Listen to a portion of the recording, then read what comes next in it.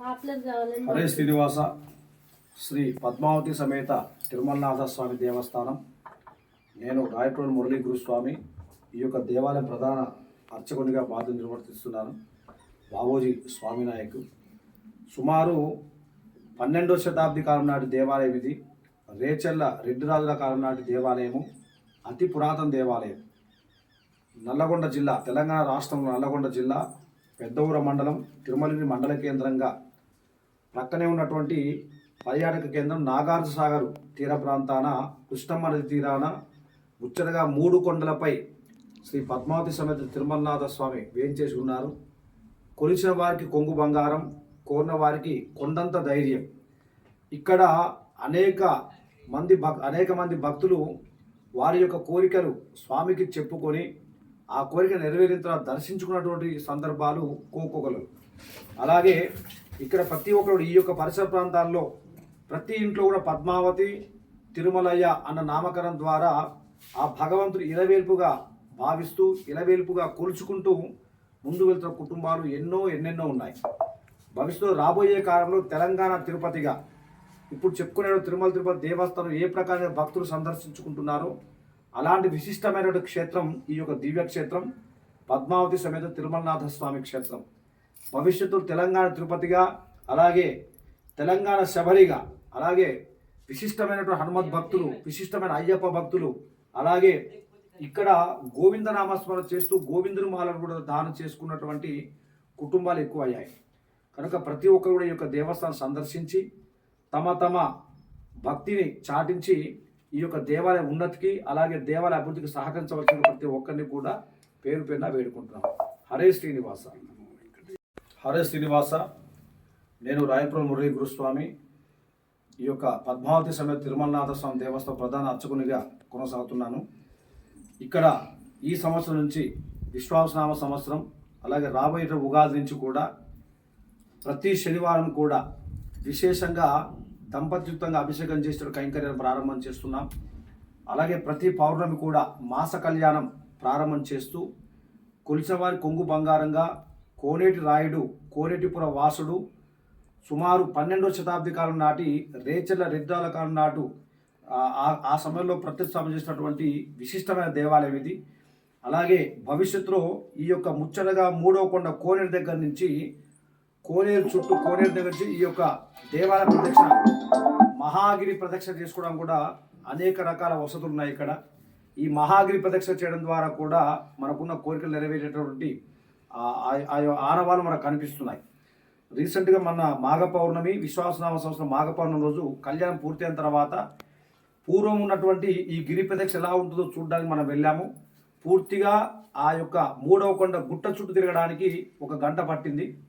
అదే ఆ బాట శుభ్రం చేపిస్తే ఒక 30-35 నిమిషాల్లో గిరి ప్రదక్షిణ చేసేటువంటి అవకాశం కూడా ఉంది. కనుక భవిష్యత్తులో గిరి ప్రదక్షిణ కూడా ఈ యొక్క కైంకర్యాలను ప్రారంభం చేస్తూ తరించడానికి ప్రయత్నం చేస్తున్నాం. హరే శ్రీనివాస. నమో వెంకటేశ. నమో వెంకటేశ. హరే శ్రీనివాస.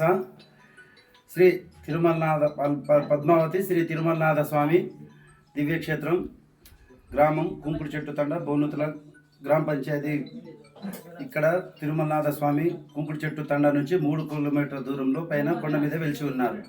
కాబట్టి ఇక్కడ కుటుంబంతో సహా వచ్చి ఇప్పుడు కాదు, దాదాపుగా మురళయ్య గారు స్వామి ఇక్కడ దాదాపుగా 20-25 సంవత్సరాల నుంచి స్వామివారి సేవ చేస్తున్నారు. అట్లాగే మేము కూడా మా ముత్తాతల నుంచి తరతరాల నుంచి స్వామివారి అనుగ్రహంతో స్వామివారి సేవ చేస్తున్నాం.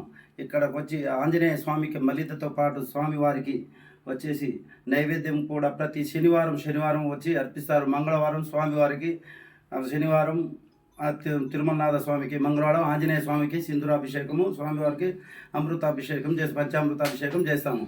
మా ఎస్టీ నాయకుల దాంట్లో ఏంటంటే భోగ్ బండారు కార్యక్రమం ఉంటుంది. ఇప్పటి నుంచి కాదు, దాదాపుగా 12వ శతాబ్దం పూర్వం నుంచే ఉంది భోగ్ బండారు కార్యక్రమం.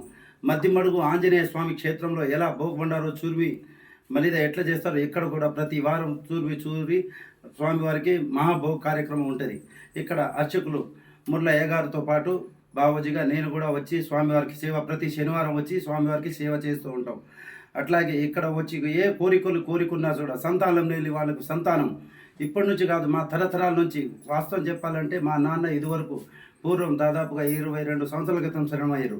మా నాన్నకు 5గురు సంతానం పుట్టిపోయిన తర్వాత స్వామివారికి స్వయంగా కల్లోకి వచ్చి మాట్లాడితే నా గుట్ట ఎక్కి పైకి వచ్చి ఒక 7 వారాలు ఎక్కి నాకు ఇక్కడ మహాభోగ కార్యక్రమం చేసి ఒక 21 వారాలు 21 రోజులు కృష్ణానదితో నీళ్లు చూసి ఒకే బిందెతో నీళ్లు దాంతో భోగ బండారం ఇక్కడ 21 రోజులు ఇస్తే మీకు సంతానం అందిస్తాను కల్లోకి వచ్చి చెప్పేసరికి మా నాన్నకు 5గురు సంతానం పుట్టిపోయిన తర్వాత మా అన్నయ్య హనుమాన్ అతను కూడా ఇక్కడనే స్వామివారి సేవలు చేస్తారు. నేను స్వామి ఇద్దరు మాతో పాటు ముందు అయ్యగారు తర్వాతే మేము అందరం సేవ చేసుకుంటాం. ఇట్లా సంతానం లేని వాళ్ళకి కనీసం వచ్చి ఒక 11 ప్రదక్షిణలు చేసి మొక్కి ఒక 7 వారాలు తిరిగితే తర్వాత వచ్చి మొక్కు ఖచ్చితంగా నెరవేరుతుంది 100%.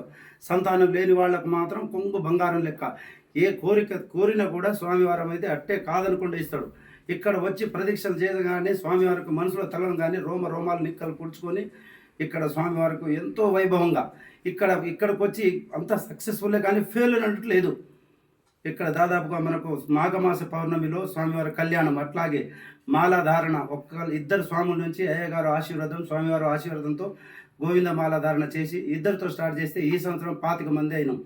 కాబట్టి ఇంకా ఇక్కడికి వచ్చి ప్రతి ఒక్కరు ఎవరి బాధ ఉన్నా కూడా స్వామివారి పాదాల దగ్గరకు వచ్చి అర్పించి కన్నీటి చుక్క కారిస్తే మీకు కొంగు బంగారం లెక్క నిలిచే పద్మావతి తిరుమలనాథ ఆంజనేయ స్వామి సీతమ్మకు ఎన్ని కష్టాలు ఉన్నాయి స్వామివారు ఎట్ట తీర్చుండే ఇక్కడ కూడా మన కష్టాలకి స్వామివారు మూల కారణమై కష్టాలని కడతీర్చి మనకు కొంగు బంగారం లెక్క ఇచ్చే స్వామివారు. కాబట్టి ప్రతి ఒక్కరు దర్శించి దాదాపుగా మన దగ్గర తెలంగాణ ఆంధ్ర రాష్ట్రాల నుంచి వేల సంఖ్యలో భక్తులు వచ్చి స్వామివారిని అర్పించుకుంటారు, దర్శనం చేసుకుంటారు. జై శ్రీరామ్, జై జై శ్రీరామ్. హరే శ్రీనివాస. హరే వెంకటేశ నమో వెంకటేశ.